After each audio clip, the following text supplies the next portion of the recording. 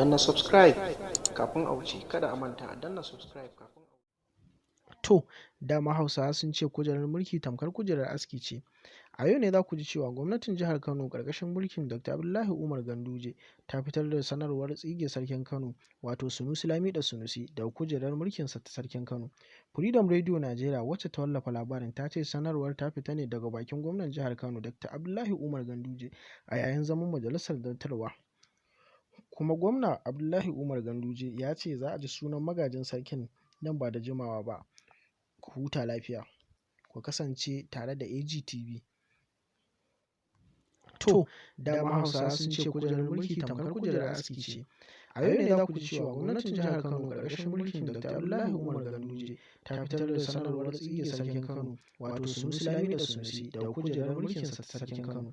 Freedom Radio Najeriya wacce ta wallafa labarin ta ce sanarwar ta fita ne daga bakin gwamnan jihar Kano Dr. Abdullahi Umar Ganduje a yayin zaman majalisar dattarwa. Kuma gwamna Abdullahi Umar Ganduje ya ce za a ji sunan magajin sarkin nan ba da jimawa ba.